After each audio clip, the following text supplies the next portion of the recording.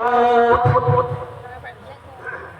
نے ہر قوم کے اندر ہر امت کے اندر ایک رسول بھیجا وَلَقَدْ بَعَثْنَا فِي كُلِّ أُمَّةٍ رَسُولًا ہر امت کے اندر ہم نے ایک رسول بھیجا.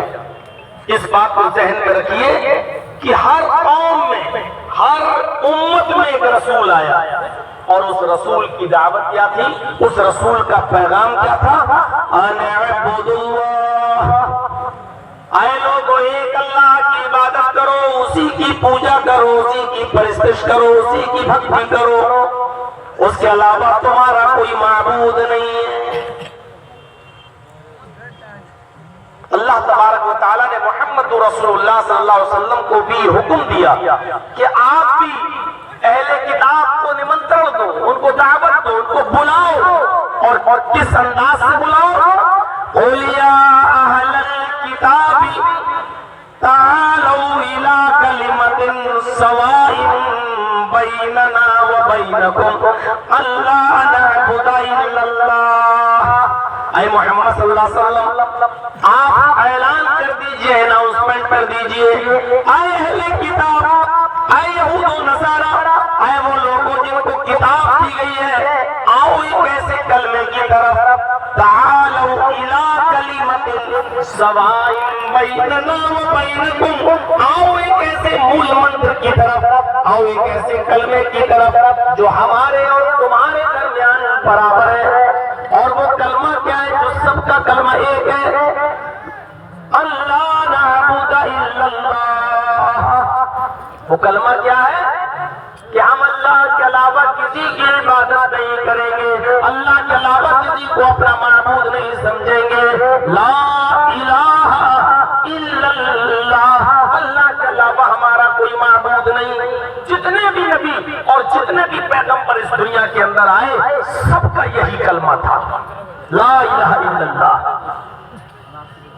ابراہیم اس دنیا میں آئے تو کلمہ یہی تھا، لا الہ الا اللہ. نوح اس دنیا میں آئے کلمہ یہی تھا، لا الہ الا اللہ. موسیٰ اس دنیا میں آئے کلمہ یہی تھا، لا الہ الا اللہ. عیسیٰ اس دنیا میں آئے کلمہ یہی تھا، لا الہ الا اللہ. محمد رسول اللہ اس دنیا میں آئے تو ان کا بھی کلمہ یہی تھا، لا الہ الا اللہ.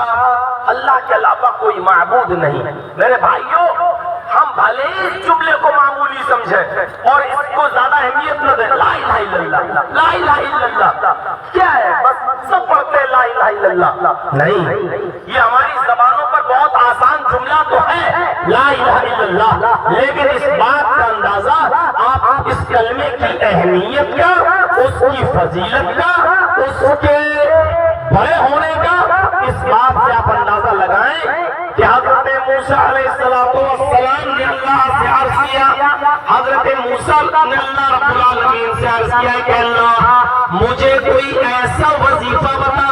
حضرت موسیٰ نے اللہ سے کہا کہ اللہ مجھے تو کوئی ایسا وظیفہ بتا، میں اٹھتے بیٹھتے چلتے پھرتے جاگتے سوتے میں اس وظیفے کو پڑھ کر تجھے یاد کرتا رہا ہوں، میں اس کلمے کو پڑھ کر تجھے یاد کرتا رہا ہوں.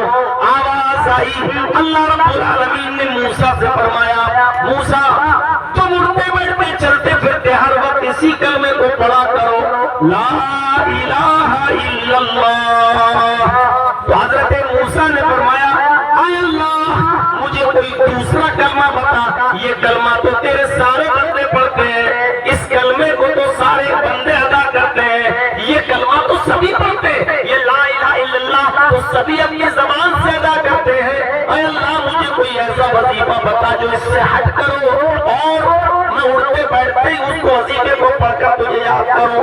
تو اللہ رب العالمین نے موسیٰ سے فرمایا اے موسیٰ اسی کلمے کو پڑھو، تم جانتے نہیں ہو کہ یہ کلمہ کیا ہے، یہ وظیفہ کیا ہے. فرمایا اگر ساری دنیا کی زمین اور آسمان سب کو ترازو کے پلڑے پہ رکھ دیا جائے اور لا الہ الا اللہ کو ترازو کے دوسرے پلڑے پہ رکھ دیا جائے اور ترازو اٹھائی جائے تو زمین و آسمان کا پلڑا اٹھ جائے گا اور لا الہ الا اللہ کا پلڑا جھک جائے گا. لا الہ الا اللہ یہ ساری زمین اور سارے آسمانوں سے زیادہ بھاری ہے۔ اے موسیٰ مجھے یہی وظیفہ پسند ہے، مجھے یہی کلمہ پسند ہے۔ میرے بھائیوں اس کلمے سے ہمیں اور آپ کو اپنا رشتہ مضبوط کرنا ہے۔ آپ سوچ رہے ہوں گے مولانا صاحب اس کلمے سے تو ہمارا رشتہ پہلے ہی سے مضبوط ہے، ہم تو لا الہ الا اللہ پڑھتے ہیں۔ نہیں، لا الہ الا اللہ صرف پڑھنے کے لیے نہیں آیا۔ لا الہ الا اللہ کا معنی اور مطلب یہ ہے کہ جو تم اپنی زبان سے اقرار کر رہے ہو اس کے تقاضے کو بھی پورا کرو۔ لا الہ الا اللہ، اللہ کو اگر معبود مان رہے ہو تو یاد رکھو صرف زبان سے معبود نہیں، ایسا نہ ہو کہ تم لا الہ الا اللہ بھی پڑھ رہے ہو اور حاجت روائی و مشکل کشائی کے لیے تم مدد کسی اور سے طلب کر رہے ہو۔ لا الہ الا اللہ تو تم پڑھ رہے ہو لیکن حاجتیں کسی اور سے طلب کر رہے ہو۔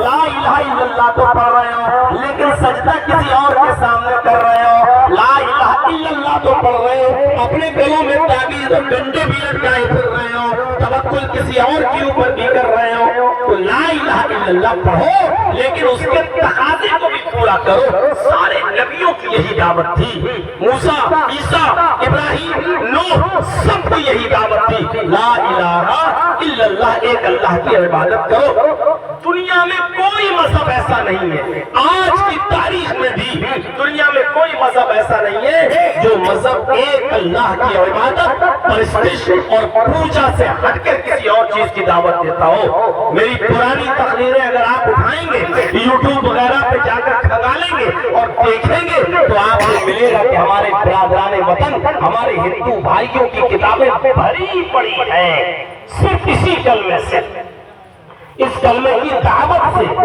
کہیں یہ کہا جا رہا ہے برہم سوتر کی شکل میں ایکم برہما گتیے ناستے ناستے کنچن، اور کہیں یہ کہا جا رہا ہے یجتیو یو بممہ نستسما دیوی شوری ریشا، کہیں یہ کہا جا رہا ہے،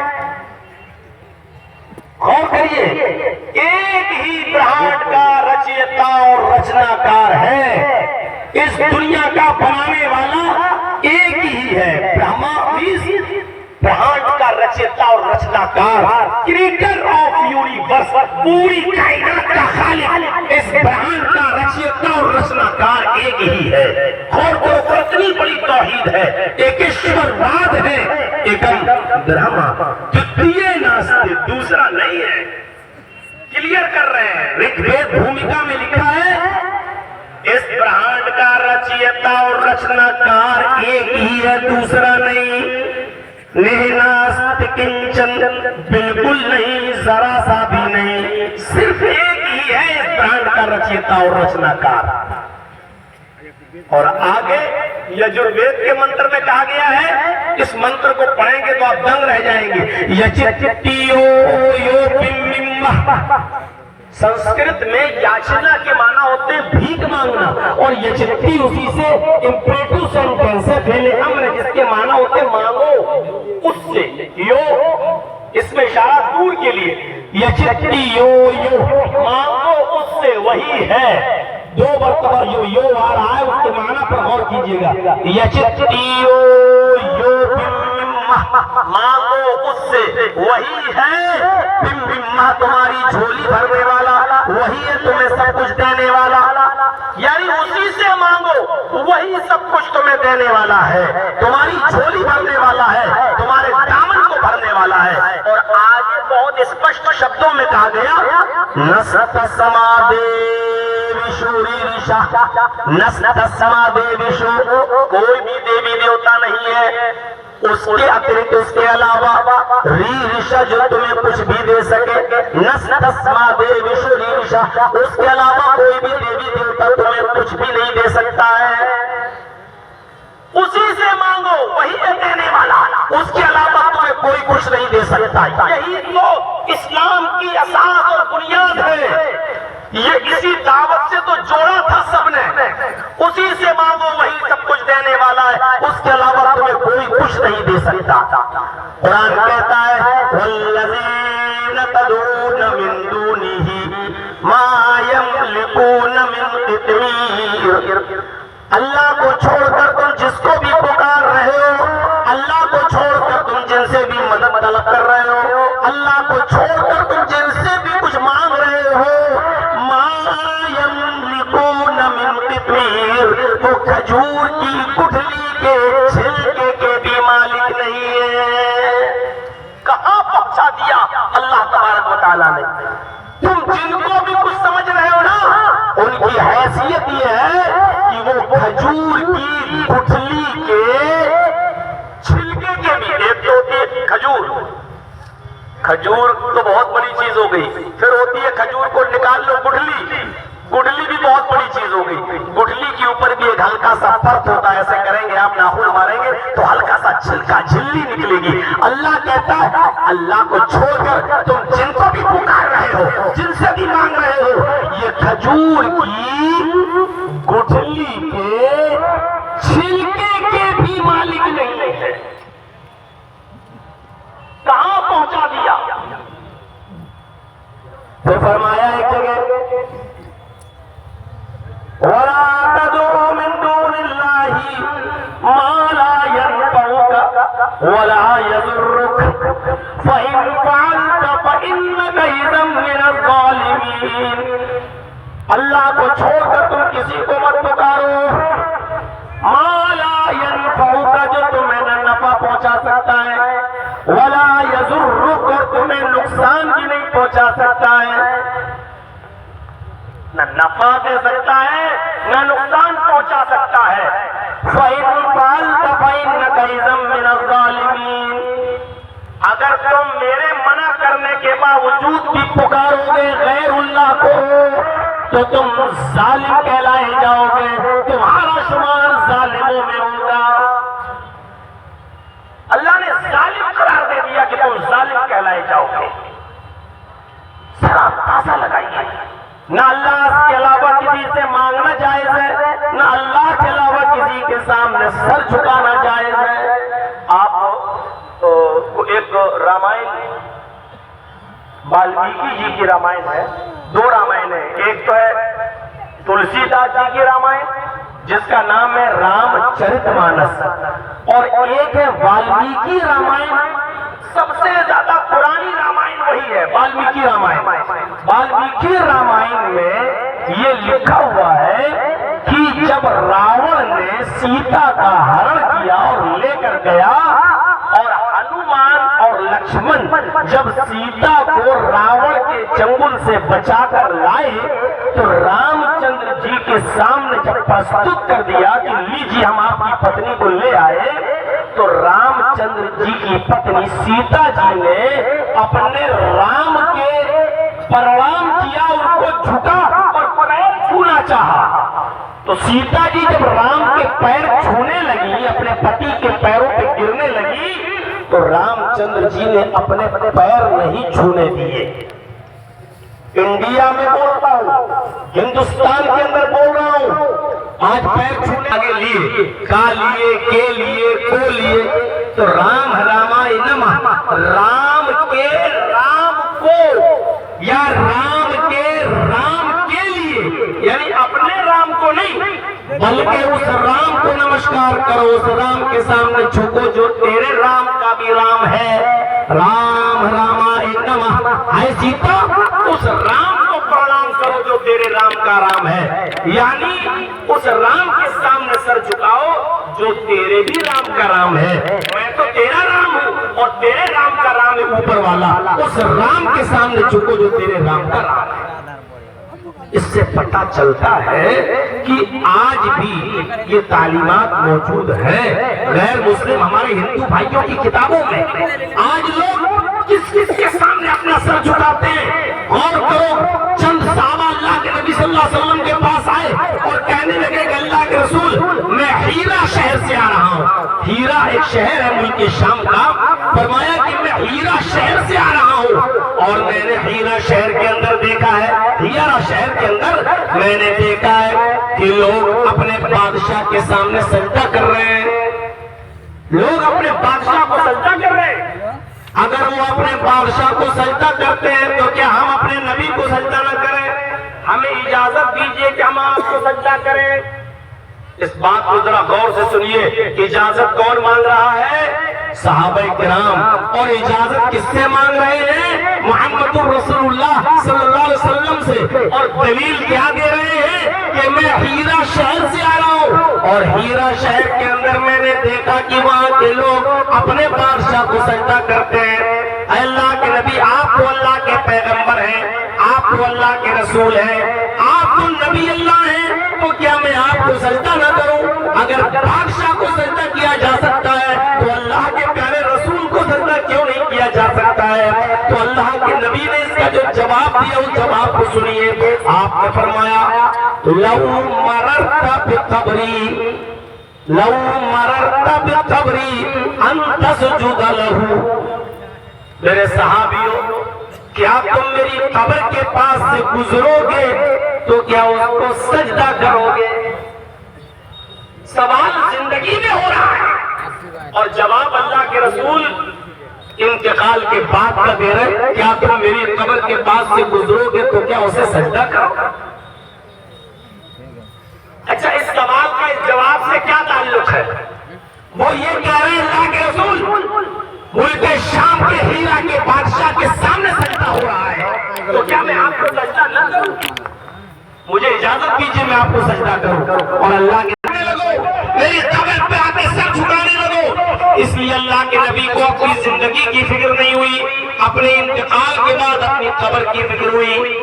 زندگی میں تو میں روک ہی لوں گا۔ بھائی کوئی آدمی ابھی جگجیت صاحب کے سامنے جھک جائے، میں مرے کیا کر رہا ہے؟ میرے پیر چھوٹا ہے، ارے میں بھی تیری طرح انسان ہوں، اٹھ۔ زندگی میں تو میں منع کر دوں گا، لیکن اگر میری انتقال کے بعد یہ لوگ میری قبر پہ آ کے سجدہ کرنے لگے تو کیا ہوگا؟ تو آپ نے انتقال کے بعد کی خبر دی اور فرمایا لو مررت بقبری ان تسجد لہ، اگر میری قبر کے پاس سے گزرو گے تو کیا سجدہ کرو گے؟ انہوں نے کہا قالوا لا، نہیں۔ آپ نے فرمایا فلا تفعلوا، ایسا کرنا بھی نہیں، ایسا کرنا بھی نہیں۔ میرے بھائیوں، جب انتقال کے بعد جناب محمد رسول اللہ صلی اللہ علیہ وسلم کی قبر کو سجدہ نہیں کیا جا سکتا اور نبی اکرم اپنی زندگی میں اپنی قبر کو سجدہ کرنے سے منع کر گئے ہو تو پھر نبی سے بڑھ کر کون ہے؟ اور نبی سے اونچی شخصیت کس کی ہے؟ نبی سے بڑھ کر کس کی ذات ہے جس کو سجدہ کیا جا سکتا؟ اس بات پر ہمیں اور آپ کو غور کرنا چاہیے، سب کو، ہر انسان کو سوچنا چاہیے۔ اور پھر آئیے آپ کو ایک پوائنٹ کی بات بتاؤں، سیرت پڑھیے سارے نبیوں کی، سارے نبیوں کی سیرت پڑھیے۔ اللہ نے قرآن میں تقریباً 25 رسولوں کا تذکرہ کیا ہے، 25 نبیوں کا ذکر کیا ہے قرآن میں۔ آپ 25 نبیوں کی سیرت پڑھ جائیے۔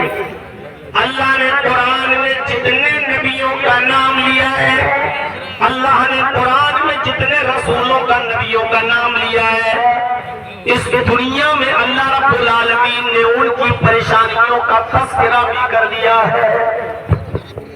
جتنے بھی نبی اس دنیا میں آئے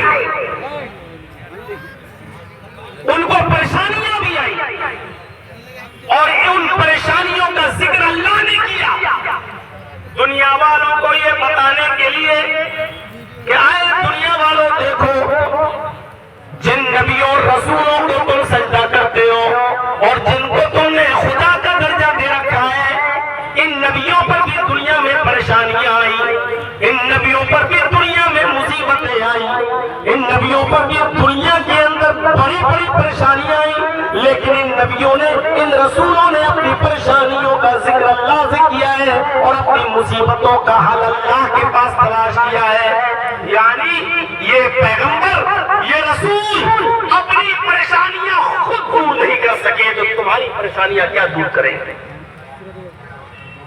ایک طرف سے دیکھتے ہوئے چلیے، ایک طرف سے دیکھتے ہوئے چلیے، حضرت آدم علیہ السلام تو اللہ نے جب ان کا پتلا بنایا، پھر اس میں روح ڈالی، پھر ان کو جنت میں داخل کر دیا، پھر انہی کی پسلی سے حوا کو پیدا کیا، پھر حوا کو بھی جنت میں داخل کر دیا، ان دونوں کو حکم بھی دے دیا کلوا واشربوا، اے آدم و حوا تو جنت میں کھاؤ اور پیو، جتنا کھاؤ جو چاہو، پوری جنت تمہارے لیے فری ہے، کھاؤ پیو آرام کرو، لیکن میرا ایک حکم ہے، اور وہ حکم یہ ہے کہ تم دونوں اس درخت کے قریب مت جانا۔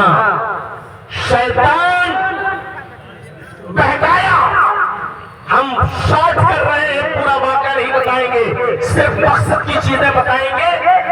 شیطان نے آدم و حوا دونوں کو بہکایا اور اس درخت کے قریب لے گیا۔ جب شیطان اس درخت کے قریب لے گیا اور دونوں نے اس پھل کو کھا لیا تو جنتی لباس ان کے جسم سے اتر گیا۔ اللہ نے حکم دیا ہے آدم و حوا، تم نے میری حکم عبوری کی، میری نافرمانی کی، میرے حکم کو توڑ دیا، لہذا تم دونوں کا جنتی لباس اتر گیا۔ آدم اور حوا نے جنت کے درختوں کے پتے توڑے اور ان بڑے بڑے درختوں سے اپنے جسم کو چھپایا۔ فطرت ہے انسان کی، یاد رکھیے گا، آج کے اس بے شرمی اور بے حیائی کے دور میں جہاں نہ مردوں کو شرم آئے نہ عورتوں پہ شرم رہ گئی ہو، ان کے لیے غور کرنے کی چیز ہے کہ آدم و حوا کے جسم سے جب جنت کا لباس اترا، جبکہ حوا ان کی بیوی تھی، کس بات کی شرم تھی؟ کوئی شرم نہیں، لیکن اس کے باوجود آدم و حوا نے درخت کے پتوں سے اپنا جسم چھپایا۔ شرم و حیا انسان کی فطرت میں داخل ہونا چاہیے، کیونکہ آدم و حوا کا جب جسم ننگا ہوا اور جنتی لباس اترا تو حضرت آدم و حوا نے درخت کے پتوں سے، جنت کے درخت کے پتوں سے اپنا جسم چھپایا۔ یہ شرم و حیا انسان کی فطرت میں شامل ہے۔ آج کے اس میں حیائی کے دور میں مرد بھی دیکھے، عورتیں بھی غور کریں، آج ان کے ڈریس، ان کے لباس، ان کے کپڑے آج کس حد تک برہنہ ہو چکے ہیں، وہ کس حد تک ان کے کپڑے اتر چکے ہیں ان کے جسم سے اور شارٹ ہو گئے ان کے جسم سے، غور کریں میرے بھائیوں۔ پھر آدم و حوا دونوں کو جنت سے نکال دیا گیا، دنیا کے اندر داخل کیا گیا، بھیج دیا گیا۔ وَتَرْحَمْنَا لَنَكُونَنَّ مِنَ الْخَاسِرِينَ، اے ہمارے رب، ہم نے اپنے نفسوں پر ظلم کیا ہے۔ رَبَّنَا ظَلَمْنَا أَنفُسَنَا وَإِن لَّمْ تَغْفِرْ لَنَا وَتَرْحَمْنَا لَنَكُونَنَّ مِنَ الْخَاسِرِينَ، اے ہمارے رب، ہم دونوں نے، آدم حوا دونوں، ہم دونوں نے اپنے نفسوں پر ظلم کیا ہے۔ تو نے جس درخت کے پھل کو کھانے سے منع کیا ہے، شیطان کے بہکاوے میں آ گئے ہیں اور ہم نے اس درخت کے پھل کو کھا لیا ہے۔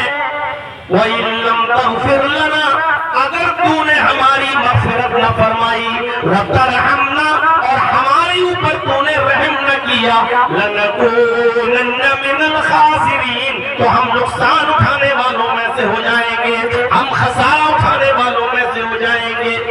دیکھیے نبیوں پر پریشانی آئی، نبی کس کا دروازہ کھٹکھٹا رہے ہیں؟ اللہ کا۔ آئیے نوح علیہ السلام کی زندگی پر نظر ڈالیے۔ نوح علیہ السلام نے کس کو پکارا؟ زمین سے پانی آیا، آسمان سے بھی پانی آیا۔ نوح علیہ السلام اپنے قوم کے لیے بددعا دے چکے، رب لا تذر علی الارض من الکافرین دیارا، اے اللہ میری قوم اب ایمان نہیں لائے گی، اے اللہ میری قوم میں کسی کافر و فاسق و فاجر کے گھر کو بھی باقی مت چھوڑنا، اے اللہ سب کو تو تباہ و برباد کر دے، رب لا تذر علی الارض من الکافرین، اے اللہ باقی چھوڑ دیا تو فاسق اور فاجر اولاد ہی پیدا ہوگی۔ لیکن حالت یہ ہے کہ نوح علیہ السلام کا بیٹا خود پہاڑ کے اوپر چل گیا۔ نوح علیہ السلام نے دیکھا کہ پانی بڑھتا جا رہا ہے تو اپنے بیٹے سے کہنے لگے، اے میرے بیٹے میری کشتی میں آ جا، اے میرے بیٹے ایمان لیا، اے میرے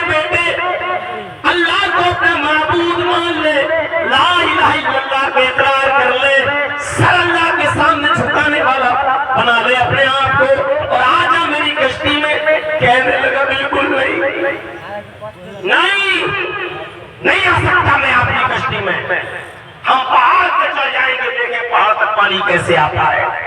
وہ پہاڑ پہ چڑھ گیا۔ اولاد کی محبت اچھے اچھوں کو غافل کر دیتی ہے، اولاد کی محبت اچھے اچھوں کا ایمان بھی خراب کر دیتی ہے۔ نوح علیہ السلام نے دیکھا پانی پہاڑ پہ چڑھ گیا اور آج میرا بیٹا بچے گا نہیں، تو نوح علیہ السلام نے اللہ کو پکارا، فرمایا اے اللہ یہ میرا بیٹا ہے، اللہ یہ میرا بیٹا ہے، پانی اوپر تک چڑھ جائے گا، ڈوب کے مر جائے گا، اللہ میرے بیٹے کو بچا لے۔ نوح علیہ السلام نے کس کو پکارا؟ اللہ کو، لیکن اللہ نے جواب کیا دیا؟ اللہ نے جواب کیا دیا؟ انہو لیس من اہلک، اے نوح آج بیٹا کہہ دیا، آئندہ اگر اپنی اولاد کو کبھی بیٹا کہہ کر پکارا تو لوگوں کو چھین لوں گا، یہ تمہارا بیٹا ہے، تمہاری بات نہیں مانتا، میری توحید کا اقرار نہیں کرتا، تمہارے اہل و عیال سے نہیں ہے، نہیں سنوں گا تمہاری، آج تمہارے بیٹے کو مرنا ہے۔ اور نوح علیہ السلام کی اولاد، نوح کا بیٹا نوح علیہ السلام کی آنکھوں کے سامنے ڈوب کے مر گیا۔ میرے بھائیوں، بتانا صرف اتنا تھا، بتانے کا مقصد صرف یہ ہے کہ مصیبت آئی بیٹے پر تو نوح نے کس کو پکارا؟ اللہ کو، لیکن اللہ نے بھی نوح کی نہیں سنی۔ کوئی ضروری نہیں کہ اللہ نبی کی بھی سن لے، کوئی ضروری نہیں، اللہ کے اوپر کسی کا پریشر بن نہیں سکتا، اللہ کے اوپر کوئی دباؤ کوئی بنا نہیں سکتا۔ کتنا بھی عقیدہ رکھ لو، ہم جس کے مرید ہیں بھاگ دوڑ کے ہمیں اللہ کے عذاب سے بچا لے گا، اللہ کے اوپر کسی کا پریشر نہیں بنتا، اللہ کسی کے دباؤ میں نہیں آتا، اللہ اپنی مرضی کا مالک، اللہ کے اوپر کوئی دباؤ نہیں ڈال سکتا ہے، کوئی پریشر۔ شفاعت کریں گے اللہ کے رسول، لیکن جب اللہ اجازت دے گا، وَلَا يَشْفَعُ عِندَهُ إِلَّا بِإِذْنِهِ، اللہ کے سامنے کوئی سفارش کرنے کی بھی ہمت نہیں کرے گا قیامت کے دن، مگر جس کو اللہ اجازت دے۔ اللہ کے رسول بھی سفارش کرنا چاہیں گے تو نہیں کر پائیں گے، لیکن جب اللہ اجازت دے گا تب اللہ کے رسول سفارش کرائیں گے۔ اللہ نے اجازت دی، ٹھیک ہے، تب اللہ کے نبی کہیں گے اللہ ان کو بخش دے، ان کو۔ تو اللہ کی مرضی، اللہ جتنے لوگوں کو چاہے گا اتنوں کو بخش دے گا، سب کو بخش دے یہ ممکن نہیں۔ وہ چاہے تو بخش سکتا ہے سب کو، لیکن ضروری نہیں کہ وہ سب کو بخشے۔ اللہ کے نبی جتنوں کو چاہے اتنوں کو جنت میں لے جائے یہ بھی ضروری نہیں، اللہ کے نبی صرف سفارش کریں گے، اللہ جتنوں کو چاہے گا اتنوں کو بخش دے گا۔ میرے بھائیو اس توحید کو یاد رکھیے گا۔ ابھی آ رہے ایک واقعہ تو نوح علیہ السلام نے کہ بیٹے پر مصیبت آئی، نوح نے کس کو پکارا؟ اللہ کو، اور اللہ نے اس کے باوجود نوح کی نہیں سنی، ڈوب کے مر گیا نوح کا بیٹا نوح کے سامنے۔ ابراہیم علیہ السلام کی زندگی پر نظر ڈالو، ابراہیم علیہ السلام کی زندگی پر نظر ڈالو، نمرود کے سامنے کھڑے ہیں اور حجت ہو رہی ہے، بحث ہو رہی ہے۔ أَلَمْ تَرَ إِلَى الَّذِي حَاجَّ، غور کرو کیا نقشہ کھینچا قرآن میں۔ اے ابراہیم، کیا اس کو نہیں دیکھا جو آپ سے بحث کر رہا تھا اللہ کے سلسلے میں؟ نمرود، اور نمرود کون ہے؟ کون ہے؟ پوری دنیا پر حکومت کرنے والا۔ دو کافر پوری دنیا پر حکومت کیے ہیں، دو مسلمانوں نے بھی پوری دنیا پر حکومت کی ہے، پوری دنیا پر، ایک سلیمان علیہ السلام نے اور ایک ذوالقرنین، یہ دو نکلے ہیں مسلمانوں میں جنہوں نے پوری دنیا پر حکومت کی ہے، اور دو کافر بھی تھے جنہوں نے پوری دنیا پر حکومت کی ہے، ایک نمرود اور ایک بخت نصر۔ ایک کا نام ہے بخت نصر، یہ دو کافر بھی ہیں جنہوں نے پوری دنیا پر حکومت کی ہے۔ ابراہیم علیہ السلام کس کے سامنے کھڑے ہیں؟ نمرود کے سامنے۔ اب ذرا ہستی دیکھیے، نمرود کون ہے؟ پوری دنیا کا بادشاہ. ارے کوئی گاؤں کا سرپنچ نہیں ہے.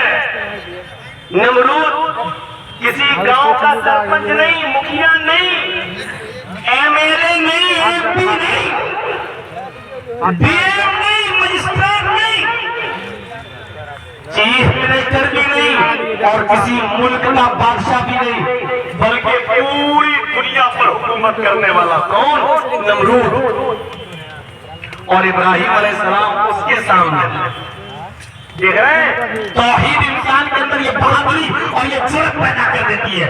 ابراہیم علیہ السلام اس سے کہہ رہے ہیں, نمرود ان کے سامنے. ابراہیم علیہ السلام نے نمرود سے کہا ربی الذی یحیی و یمیت, میرا رب تو وہ ہے جو زندگی دیتا ہے اور موت دیتا ہے.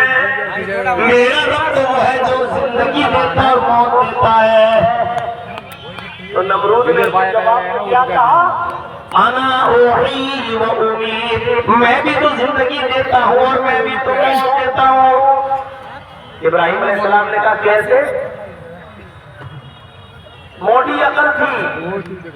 اس نے کیا کیا, جس کو پھانسی کی قتل کی سزا تھی, جیل میں جو بند تھا, جس کو 4 دن میں قتل کیا جانا تھا, اس نے سزا یافتہ کو نکالا قید خانے سے اور چھوڑ دیا. کہا دیکھو جس کو موت کی سزا تھی میں نے اس کو چھوڑ دیا, اور ایک بے قصور ایک بے گناہ آدمی کو لایا, پکڑا, اس کو قتل کر دیا. اور ابراہیم سے کہا دیکھو میں نے ایک آدمی کو قتل کر دیا, میں بھی جس کو چاہوں مار سکتا ہوں اور جس کو چاہوں زندگی دے سکتا ہوں.